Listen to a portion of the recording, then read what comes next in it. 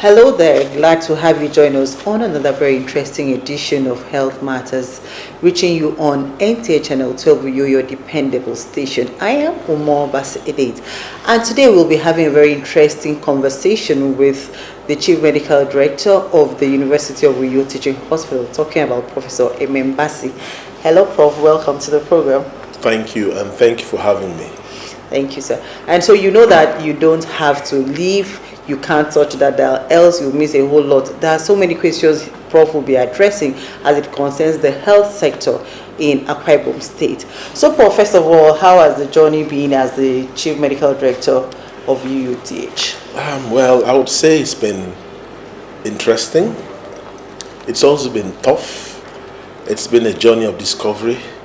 And above all, I'm very happy that it will soon end. Let's look at the accessibility and affordability in the health sector. What are those concerns? What would be your response to some of those concerns in terms of accessibility and affordability? Now, for accessibility, we're looking at access to health care. I would say that Akwa Ibom State basically is actually blessed, being a state that is quite small, and then it has a very good road network. And in virtually every local government area of the state, we have a secondary health facility. You have many private and primary health facilities in the wards. But how functional are they? That's another question entirely. And then you have the teaching hospital.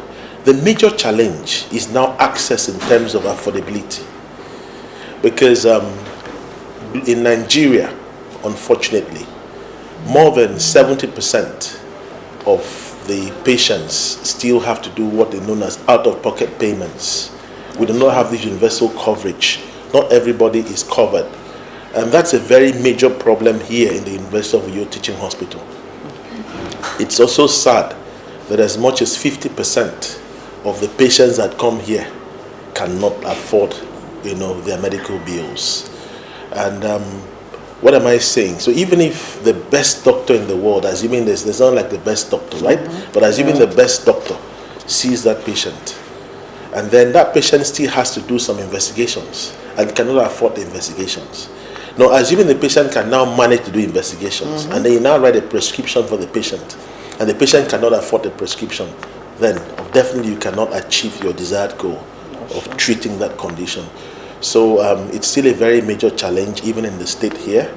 I know that we have a state health insurance, but I think there's still a lot left to be desired in terms of coverage. I'm not talking politics here. Yeah. I'm talking about what I see on the ground. Exactly. That close to 50%, if not more, of the patients that come to this hospital cannot afford their medical bills. Every single day, I have to waive, bills of people who have in the ward, whose long stay. Because what happens here is that when you come in an emergency, we have to treat you. We cannot, no matter what happens, we cannot watch somebody bleed to death. We have to treat, and then at the end of the day, you cannot afford the bills, you have to waive the bill. I would say that this hospital has never really been known for turning its back totally on a critically ill patient. There may be a limit to what you can do, but the instruction has always been save that life first of all, before you think about the bills. That's how it should be. And having worked with the people of Akwa Ibom State for a very long time, what would you say are the major health challenges here? I would say the major problem of Akwa Ibom State is inconsistency in health policies. Let's see health primarily as a social service and less of a political experiment. Of course. Sorry, I'm using the word experiment. What it means is that now the other thing I would say is that we also need to begin to have a health system approach to health. What do I mean? There should be this seamless coordination between all tiers of health, primary, secondary, and tertiary. We need to stop working in silos. For instance, this is the University of U.U.T.H. This is the only publicly accessible tertiary hospital in the state. It's a federal institution. Yeah. For many years, absolutely no support from the state government. The number of patients we see here is almost equivalent to almost all the state government hospitals.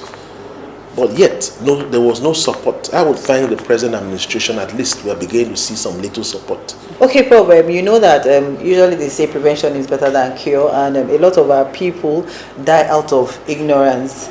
So, what is the role of the hospital in trying to ensure that people are well educated in disease prevention, health education? What role do you have to play in this direction? This is a tertiary hospital. I think that role should be primarily that of the primary health care. You understand? That's where, because what happens is that message has to get out to the communities. Let people know at the community level. There's a limit to what I can do. Basically, first of all, when patients come here, in all our clinics, there's before you see doctors, there's a health education session where the nurses, right, who are trained to do so, will talk to patients and try to tell them. Because rightfully so, most of the health conditions we see are actually preventable. I cannot prevent myself from having hypertension. I can prevent having a stroke from hypertension. So most of these major conditions are preventable. When you have an accident, you don't need to go to a traditional bone setter. I'm not saying they don't do their work, but believe me, the traditional bone setter's job is just primary and basic. Yes, if a bone is misaligned, you can pull it and align it, and that is primary healing. But by the time you have multiple fractures, you understand, multiple, or you have an open wound, and you go to traditional, you end up with osteomyelitis and possibly even death. So people need to know that when they have, some of these health conditions, they need to go to hospital. But beyond that, they also need to be educated that some of this, you don't have to wait until you have these health conditions. Yeah. There are certain things you need to do, right, to prevent yourself. I mean, walk into a place once in a while and check your blood pressure. And that would help you know that you are hypertensive. Mm-hmm. And you watch your diet. Some of these basic things. That's a message. And like I said, it is not that of the hospital alone. It's even that of the media. Yeah. Right, which I believe that's what we are trying to do in this program. There should be more health programs on all types of media, social media, electronic, and print media.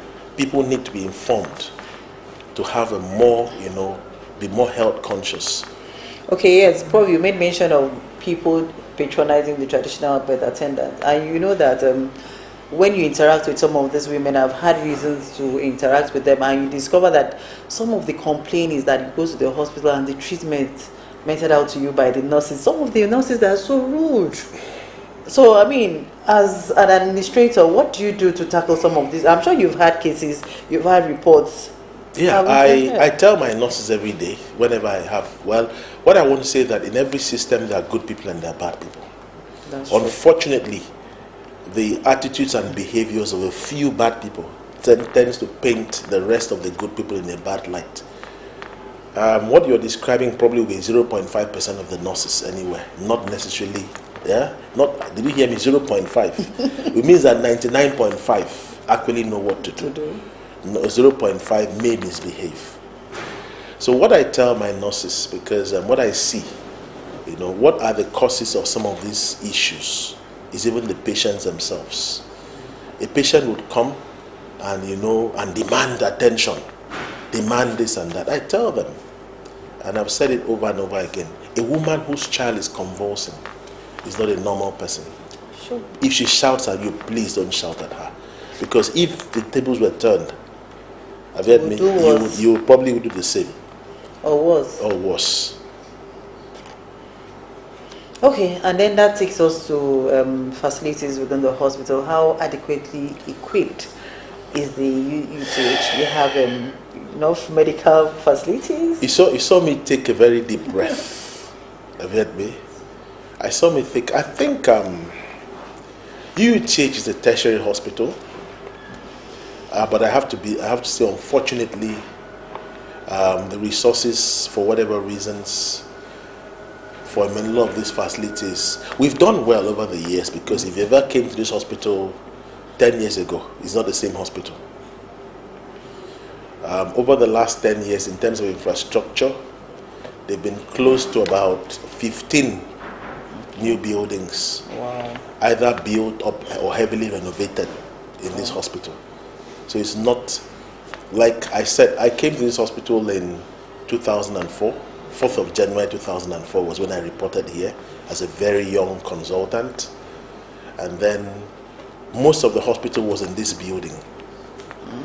Right now there are more than 20 buildings. I think we had only about 4 buildings in this compound. I think there were stores, that was the amenity, and the old theater. Was there any other building? That's basically, that's how small, but now the hospital has expanded. So in terms of infrastructure, I think we've done fairly well, even though we could still do a lot more. Over the last 2 years, about 6 new buildings were to commence, but with the challenges of capital releases, the contractors have refused to start. And if you go around, you see about a few of them abandoned because the contractors have not been paid. So in terms of infrastructure, even though we've had a pass mark, I think we could do a lot better. In terms of equipments, I also say that over the last couple of years, we've brought in a lot of equipments. But I'm not very happy. I think the maintenance culture is quite poor. Like I tell my engineers, this hospital has become a graveyard of medical equipments because you are bringing something in a few months' time. Now, part of the challenge is that the equipments we now have are not the type we used to have. Remember, everything is now made in China. Before they were made in U.S. and all that, but we can no longer afford the U.S. and Europe kind of equipments because of the strength of the naira. So we have to fall back on the cheaper electronic equipment kind of stuff, and then these things do not really last.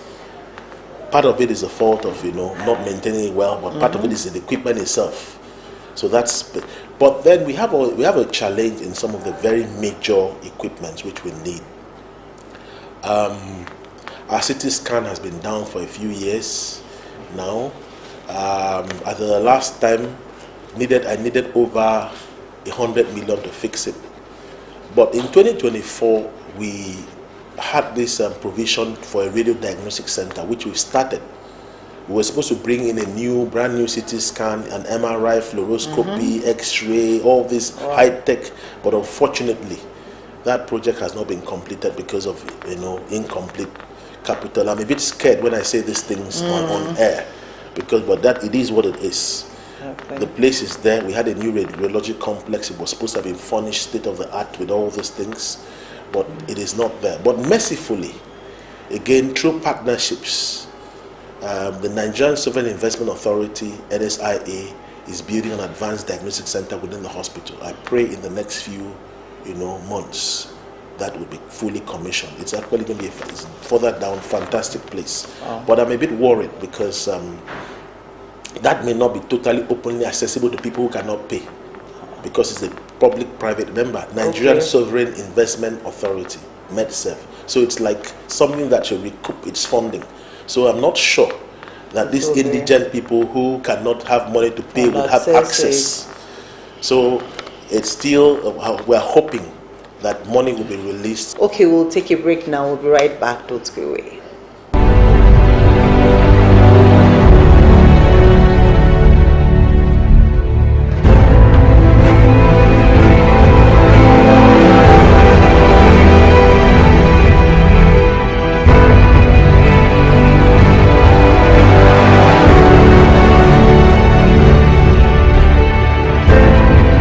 Thanks for still being there. So good to know that you are still there. And if you're just joining us, the program remains Health Matters, and we've been having a very, very interesting conversation with the Chief Medical Director of the University of U.U.T.H Teaching Hospital, talking about Professor Bassi. And so before we went on the break, we were talking about equipment and all that. What I said was one of the major gaps in Akwa Ibom State. Well, I guess the new hospital, International Hospital being built by the governor, may address that. But until that comes, is that we do not have a cancer center in this state. And what it means is that, and we see, and the burden of cancer is huge. If you come to our clinics, our oncology clinics, there's a lot of breast cancers, a lot of prostate cancers, a lot of cervical cancers, ovarian cancers, quite a lot of leukemias and all that. We need to have a cancer treatment center. Very recently, we were told that we're listed among the hospitals to be given, ELINA accelerator, ELINAC and all that. I think I did reach out to His Excellency because it's not just the equipment itself. You need, a center, that can house this and all that. So that's a very major gap in the state, which I hope can be addressed, because a lot of our people are dying from cancer, which could have been prevented. For me, I think I want to use this opportunity as let's have a car. It doesn't even matter, even if it's in the state government facility or here. The most important thing is that the people of Akwa Ibom State can access that for treatment. Oh, thank you so very much, Prof. And still talking, you made mention of insufficient funding. I don't know, have you been trying to explore alternative sources, like maybe the foreign donors or those in the diaspora, or whatever means? Maybe it's a cultural thing. Why am I saying this? Because until recently, I was chairman of the Committee of Chief Medical Directors of Federal Tertiary Hospitals. That's across for the last 3 years until recently. And that meant that I had traveled extensively across the Federal Tertiary Hospitals, especially in the West and the North. What I see, you go and see an entire block built by an individual and donated. I've not seen that here in U. I have, in all honesty, I have approached a lot of our major, stakeholders for assistance, and some of it has not been forthcoming. So it makes you look like a beggar. That's true. And again, a lot of the companies, one would have expected that this being an oil-producing area, that would have a lot of the oil companies assist us. I would want to say, let me thank the NLNG, Nigerian Liquefied Natural Gas. Yes. A couple of years ago, they helped us to renovate the accident emergency. As at the time we commissioned that was about 3 or 4 years ago. Yeah, that was about 3 years ago. Yeah, a little bit over 3 years ago. It was probably the best in the country. Of course, recently, because of overuse. That accident emergency is more than 100% occupied at any time. So continuous usage. A lot of the equipment have since become faulty and all that. So I want to thank them.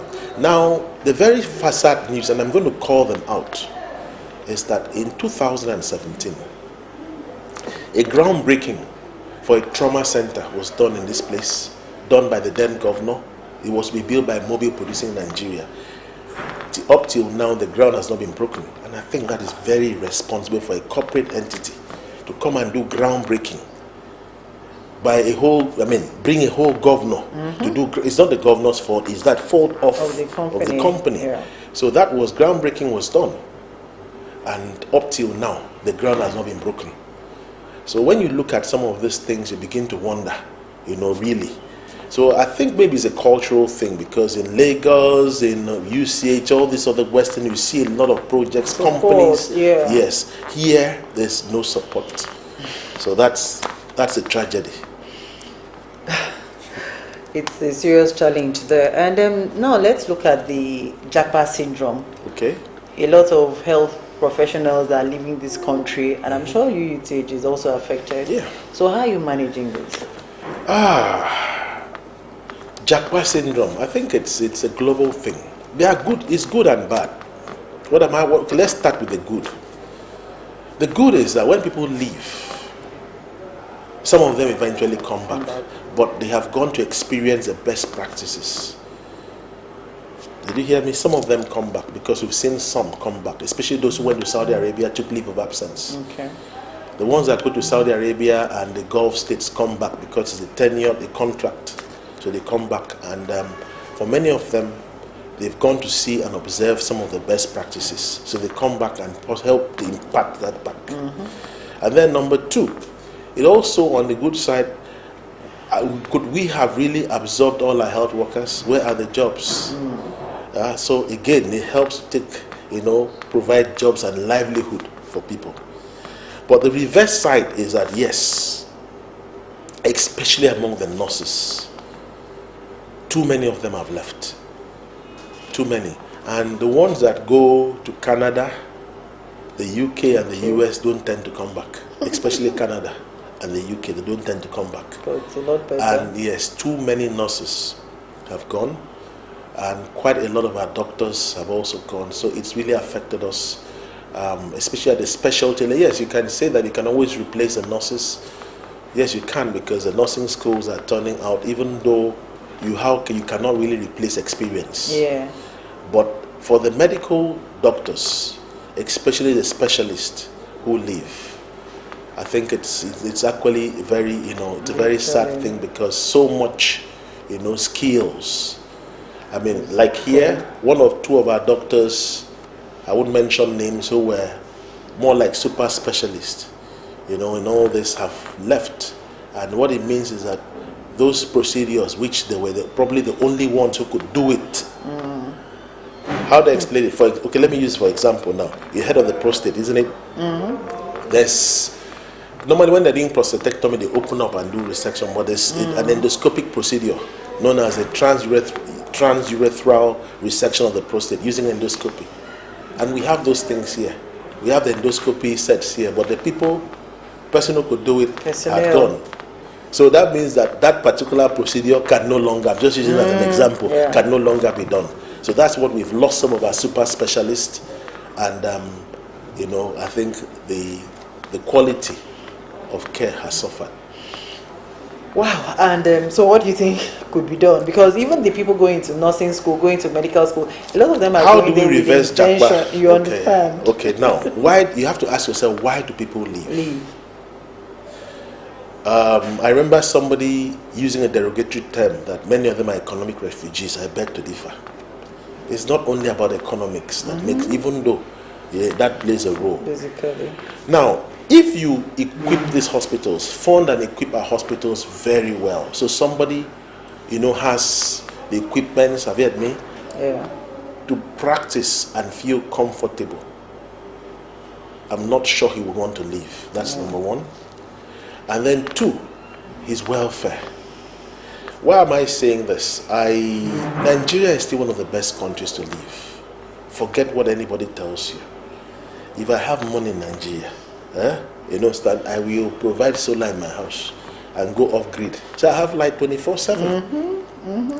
I travel a lot, and you can see some of the conditions in which our people are forced to go through out there.